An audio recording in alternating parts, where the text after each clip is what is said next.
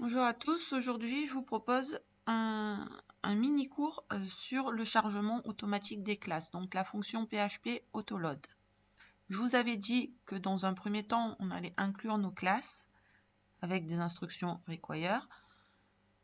C'est bien, ça nous permet de pouvoir les utiliser, de disposer du code, mais on aimerait ne pas inclure ce qui n'est pas utile dans un premier temps.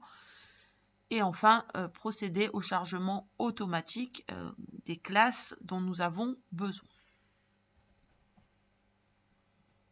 On va aller faire un petit tour du côté de la documentation. On va utiliser donc la fonction SPL autoload register qui va nous permettre de définir une fonction qui va être exécutée lorsqu'une classe lorsqu'un objet va être instancié à partir d'une classe. Donc en fait, automatiquement, de manière implicite, on a une fonction qui va être appelée, qui est une fonction PHP autoload, et qui va donc être appelée à chaque fois qu'on fait appel à l'opérateur new. Donc lorsque l'on appelle l'opérateur new, que l'on instancie un objet à partir d'une classe, je vais automatiquement appeler la fonction que j'ai définie dans ma fonction d'enregistrement.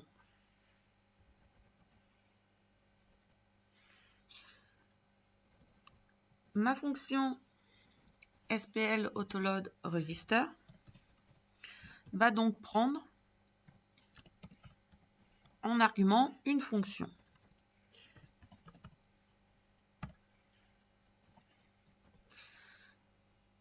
Donc cette fonction-là, ça peut être l'appel à une fonction définie dans notre script. Ça peut être également, sur le même modèle que JavaScript, une fonction anonyme, c'est-à-dire une fonction qui va être appelée uniquement lors de l'autoload de nos classes. Dans ces cas-là, on peut utiliser cette syntaxe-là. Donc une fonction qui déclencherait un traitement. Donc c'est exactement le même principe que l'appel d'une fonction anonyme en JavaScript. Alors ce qu'il faut savoir également, c'est qu'automatiquement, cette fonction-là va recevoir un argument que je peux éventuellement récupérer dans un paramètre. Cet argument, c'est le nom de la classe que l'on veut instancier, donc que l'on veut charger pour pouvoir instancier un objet avec. Donc je peux tout à fait le récupérer et j'ai besoin de le récupérer. Donc à partir du moment où lorsque ma fonction est déclenchée, je récupère la classe, je vais pouvoir écrire mon instruction de chargement. Donc si je récupère le nom de cette classe et que j'ai bien nommé mes fichiers du même nom que mes classes, vous comprendrez rapidement que ça va nous permettre d'effectuer un require en utilisant le paramètre variable pour inclure nos classes. Donc la première chose à faire, vérifier quand même que notre fichier classe existe. Donc on va faire une petite condition préalable. On a la fonction fileExist en PHP qui nous permet de vérifier qu'un fichier existe. Ça peut être pas mal. Donc si fileExist, donc mes classes à charger pour le moment se trouvent toutes dans modèle. Donc s'il existe un fichier modèle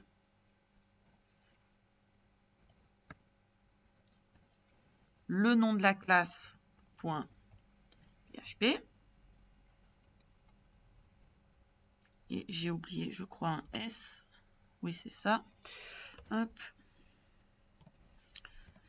Dans ce cas-là, si ce fichier existe, je vais pouvoir l'inclure.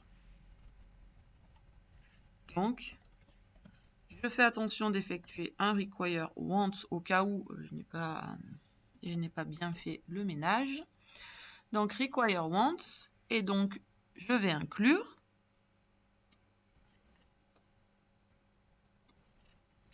le fichier en question.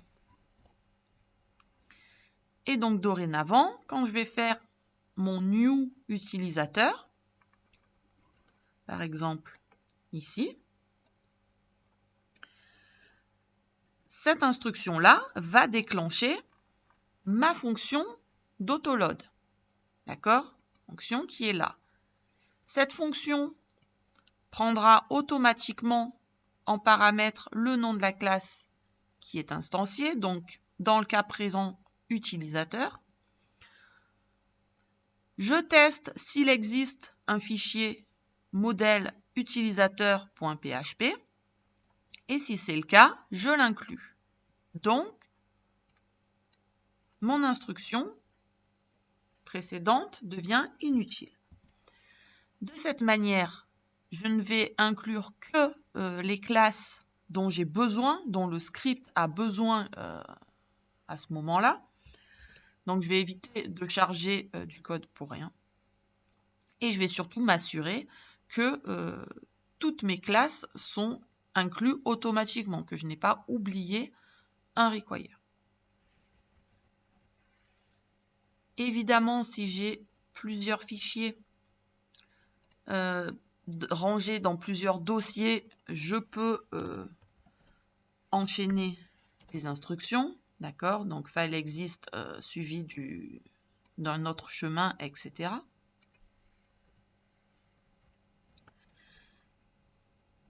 Et du coup, cette manière de procéder nous oblige, donc ça c'est très important parce que sinon vous risquez d'avoir des erreurs, beaucoup d'erreurs. Donc le nom de nos fichiers qui contiennent nos classes, et uniquement une classe par fichier, doivent avoir exactement le même nom que nos classes, d'accord? Au caractère près. Donc si je mets une majuscule pour le nom de ma classe, chose qui est pas mal d'un point de vue convention. Donc si je mets cette majuscule là, je la mets également dans le nom du fichier.